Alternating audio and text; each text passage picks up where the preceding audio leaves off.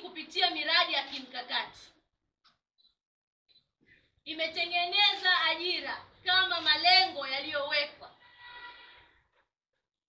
ajira zaidi ya milioni 8, ambao kimsingi serikali na taifa lilitegemea kuwa na ajira milioni 7, lakini imevuka yale malengo kupitia sekta za umma na binafsi. Na maanisha nini? Miradi ya kimkakati kama ujenzi wa reli ya kisasa SGR, tunayo ujenzi wa bomba la mafuta EACOP.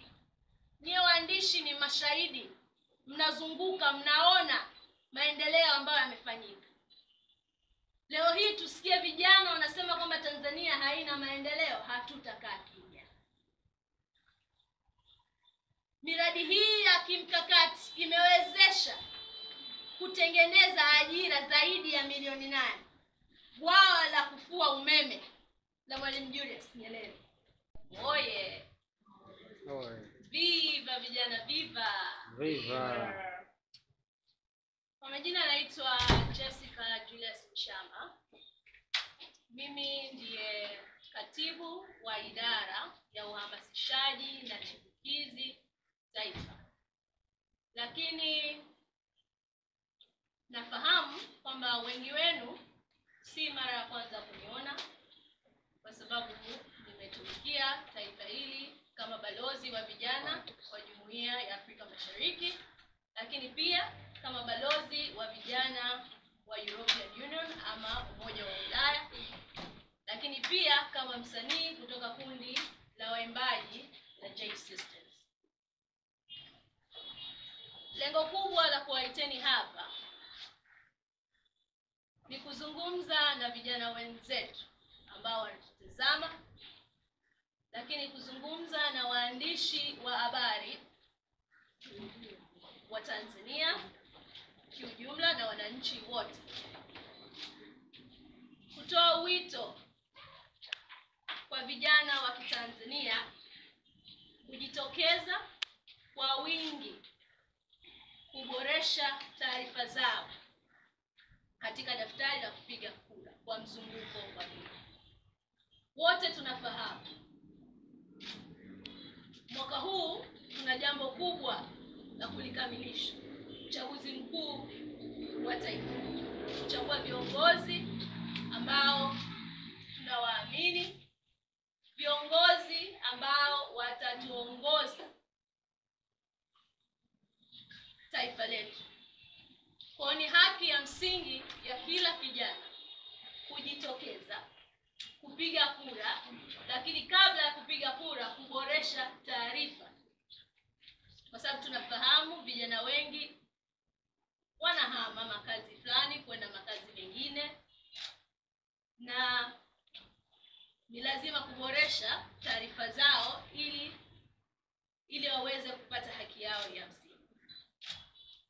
Kwa mujibu wa taarifa iliyotangazwa rasmi ya Tume Huru ya Taifa ya Uchaguzi, mzunguko huu wa pili utaanzia tarehe 1 mwezi wa 5 mpaka tarehe 7 mwezi wa 5 katika mikoa 15 kama ifuatavyo.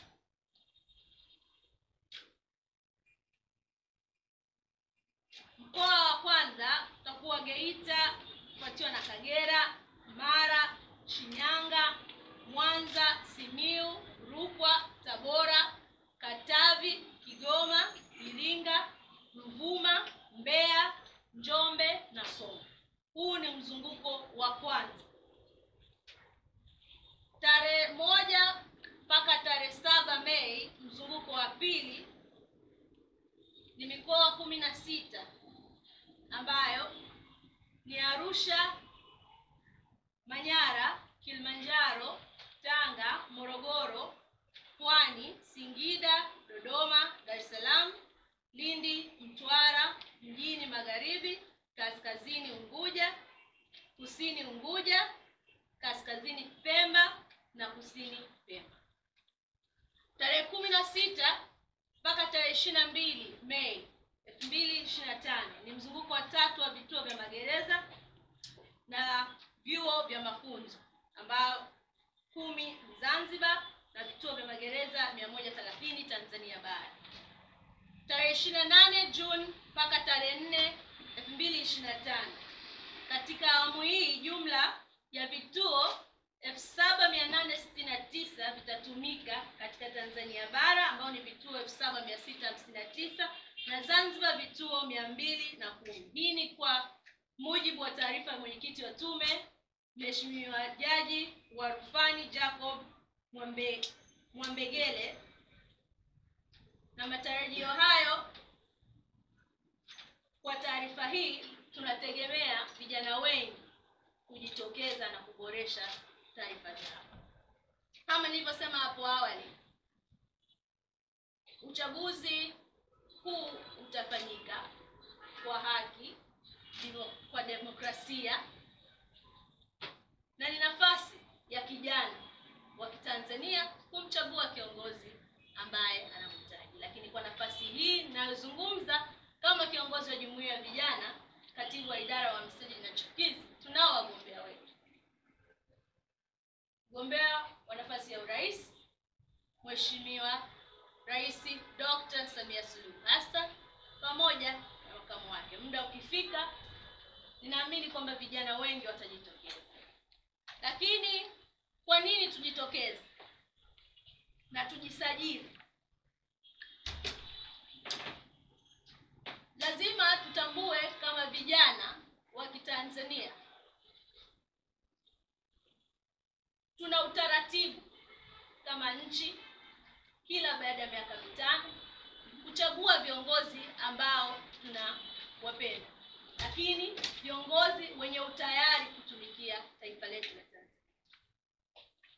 Hatuna sababu sisi kama jumuiya ya vijana kupinga uchaguzi.